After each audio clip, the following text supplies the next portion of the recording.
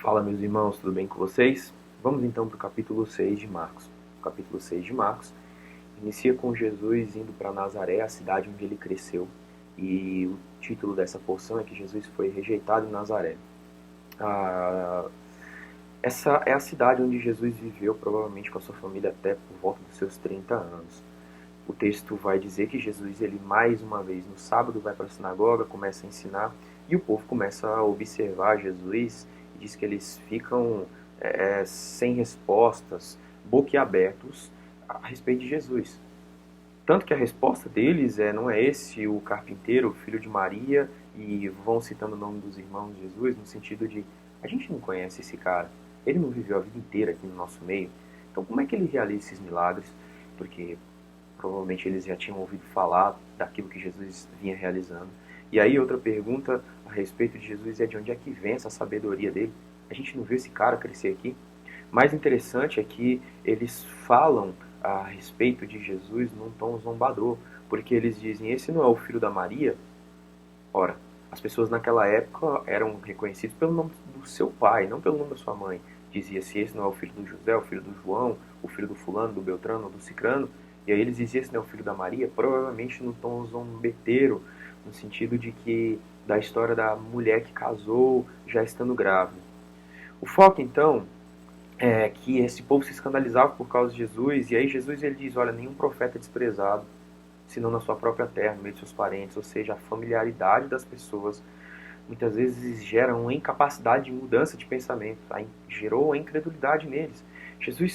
O texto continua dizendo que Jesus não pôde realizar ali nenhum milagre, a não ser curar uns poucos doentes. Inclusive, nos termos originais aqui no grego, esses alguns poucos doentes dá a entender que eram pessoas que talvez nos dias de hoje seriam curados por antipirônimos, uma dor de cabeça. Pensa, Jesus tinha ressuscitado alguém. E Jesus não pôde realizar nenhum milagre por causa da incredulidade do povo. A incredulidade deles invalidou o poder de Deus? Com certeza que não. Mas Jesus ele não vai demonstrar os seus milagres para quem é incrédulo, duro de coração. E a palavra continua dizendo que Jesus ficou admirado da incredulidade deles. Irmãos, essa palavra grega para admirado é talmazo. Jesus fica admirado apenas duas vezes no Novo Testamento. A primeira vez aqui, ele fica admirado da incredulidade do povo. E a segunda vez é em Mateus 8, que ele fica admirado da fé de um homem.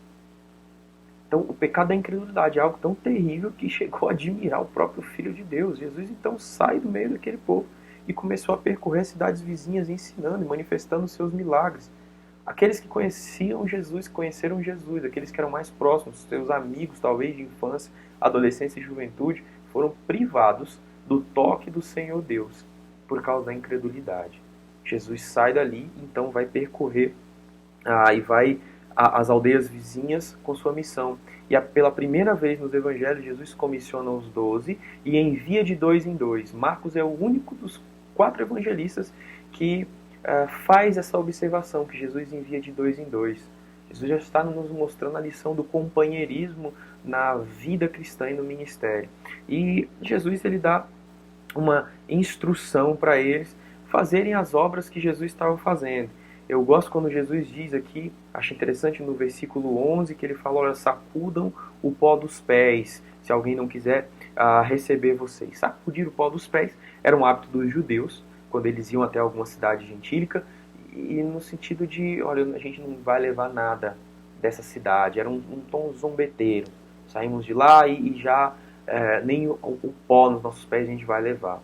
Nesse sentido aqui era um sentido de juízo. Olha, nós estamos tirando o pó da cidade de vocês dos nossos pés, porque nós não somos responsáveis por vocês não quererem ter ouvido o Evangelho e se arrependerem. É interessante que a mensagem deles, versículo 12, é a mesma mensagem de João Batista e de Jesus. Eles pregavam o arrependimento. O reino de Deus, irmãos, ele é recebido com arrependimento. Eu anotei uma frase do pastor Tiago Cavaco comentando esse texto que ele diz, recusar o arrependimento é equivalente a desprezar a misericórdia de Deus. É algo terrível, irmãos. O reino de Deus é um reino de arrependimento. Nós adentramos em arrependimento, nós nos mantemos em arrependimento constante, até o dia que o Senhor Jesus voltar, e então nós passaremos pela glorificação, os nossos corpos serão transformados, e aí então nós não conheceremos mais o pecado. Ele vai ser aniquilado de vez, nós seremos como Ele é, seremos revestidos de glória. O texto continua dizendo que essas coisas, essas notícias, daquilo que os discípulos realizaram, ao versículo 13, expulsavam muitos demônios, curavam numerosos enfermos e ungiam-os com óleo, chegou até os ouvidos do rei Herodes. O rei Herodes fica assustado porque o povo começa a dizer: nossa, é João Batista que ressuscitou. Herodes então fica com medo e Marcos vai explicar como se deu a morte de João Batista. O texto diz que Herodes ficou com receio, pensando que era João Batista que tinha ressuscitado. E por que Herodes matou João Batista? Esse texto vai falando que o dia foi da seguinte forma. Herodes tinha casado com Herodias, que era a ex-mulher de seu irmão. E ele dá então um banquete, a filha de Herodias dança para ele fica todo feliz, eufórico, diz para ela que ela podia pedir qualquer coisa, até metade do reino que ele daria. A menina vai e pergunta para a mãe o que ela ia pedir. A mãe da menina, Herodias, diz: peça a cabeça de João Batista.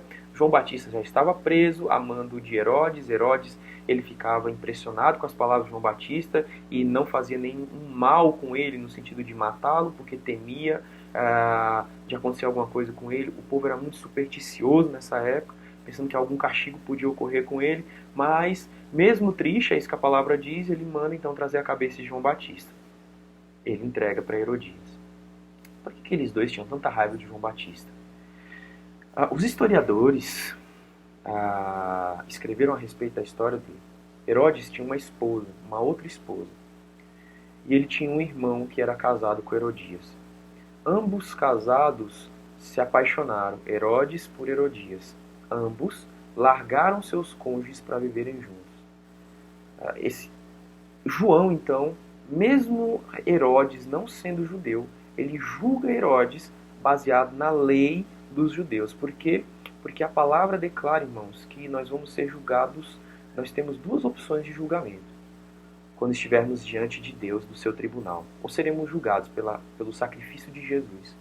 Isso é a graça, somos salvos por meio da graça, a graça de que o Senhor Jesus veio, morreu por nós, ressuscitou, pagou o decreto de dívida, ou nós seremos julgados pela lei.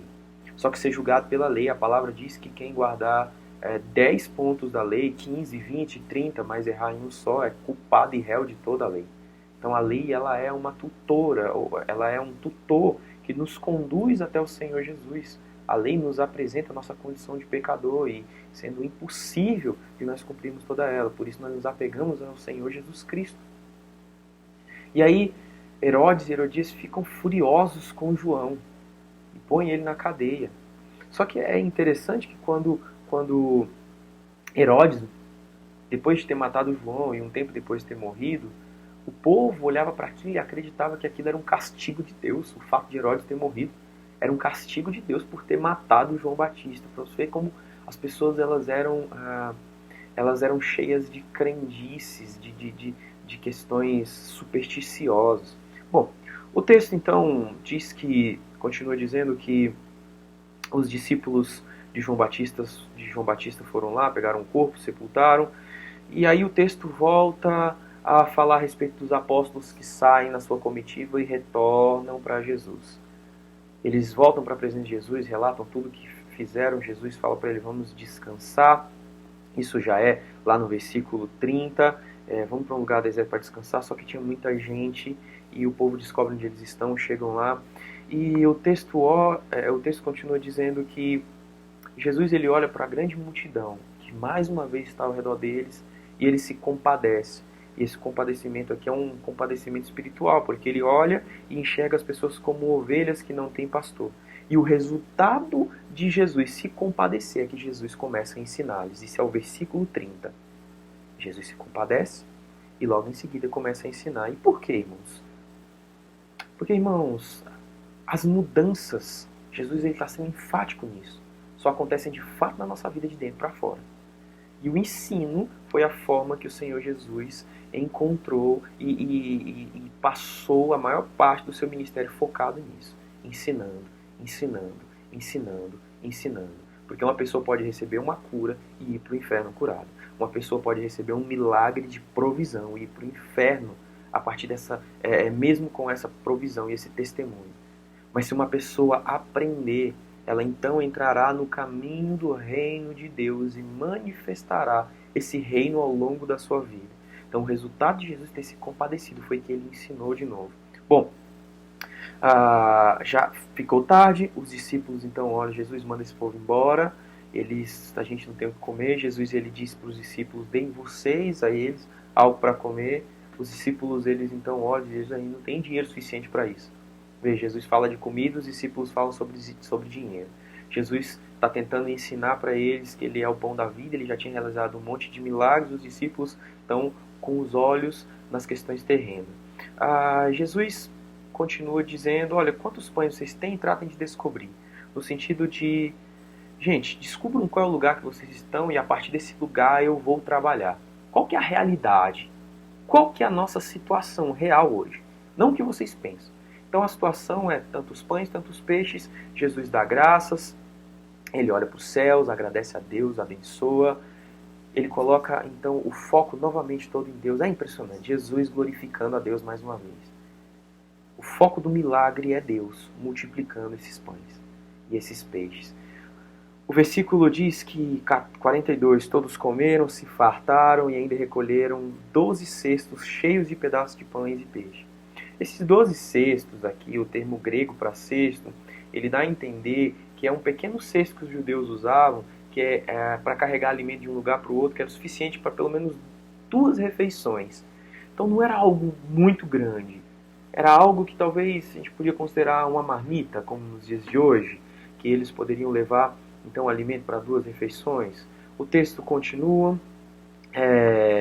todo mundo foi despedido, Jesus fala para os discípulos entrarem num barco e irem para o outro lado, eles iriam para Betsaida, e Jesus despediu todo mundo e sobe no monte para orar mais uma vez. Irmão, Jesus com a agenda cheia, ele não deixa seu lugar de comunhão com Deus. Então, no meio da madrugada, a gente conhece bem essa história, se levanta aquela tempestade, o barco está lá a ponto de virar, Jesus foi andando por cima das águas, ele sobe no barco.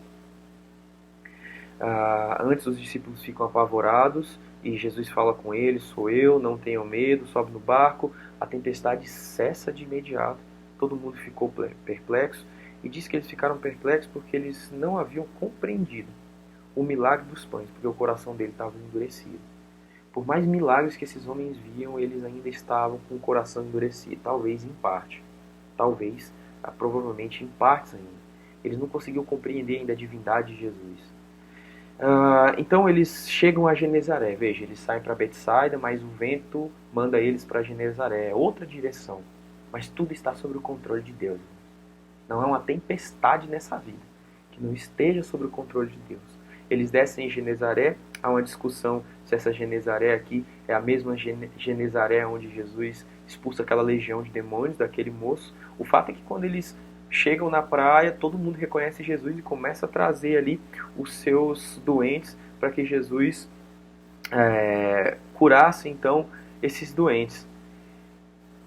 E mais uma vez, Jesus amontoa ao seu redor uma multidão. As pessoas querem tocar Jesus de qualquer jeito para serem curadas, para receberem algo, porque eles começam a reconhecer que Jesus era alguém que vinha da parte de Deus e tinha algo diferente, sobrenatural a oferecer.